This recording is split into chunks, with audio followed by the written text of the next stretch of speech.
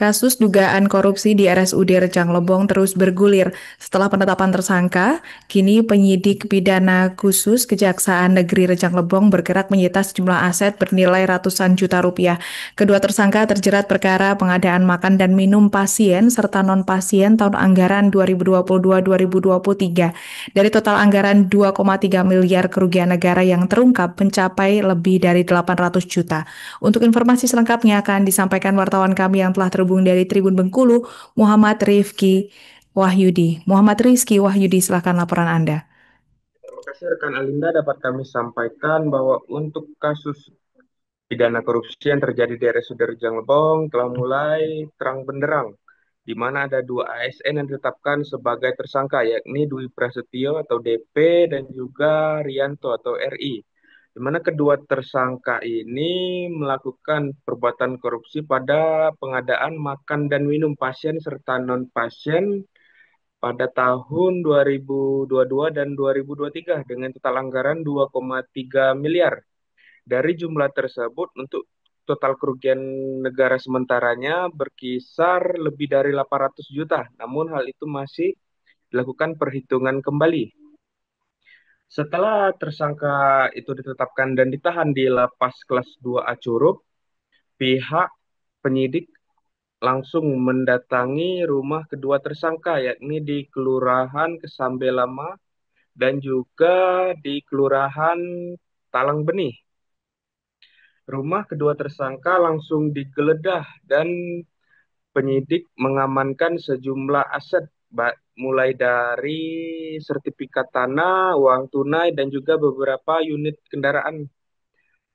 Bahkan setelah penggeledahan tersebut, tersangka DP atau Dwi Prasetyo mengembalikan kerugian negara sebesar 300 juta. Di mana kasus ini sendiri terungkap setelah rangkaian penyelidikan yang dilakukan oleh pihak kejaksaan, di mana pada pengadaan makan dan minum pasien serta non-pasien tahun tersebut itu prosesnya dilakukan oleh seolah-olah menggunakan CV Agapi Mitra. Padahal kenyataannya CV Agapi Mitra itu merupakan akal-akalan yang dibuat oleh para tersangka sendiri, yakni dari Rianto. Jadi dia tercatat sebagai pemilik CV Agapi Mitra. Kemudian selama proses pengadaan makan dan minum tersebut, semuanya dikerjakan langsung secara pribadi, sehingga laporan pertanggungjawaban yang disampaikan oleh para tersangka itu banyak yang fiktif. Bahkan juga ada yang nominalnya sengaja melebihi pagu anggaran.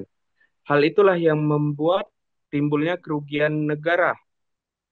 Saat ini penyidik masih terus mendalami kasus tersebut dan juga masih mencari kemungkinan pihak lainnya yang terlibat.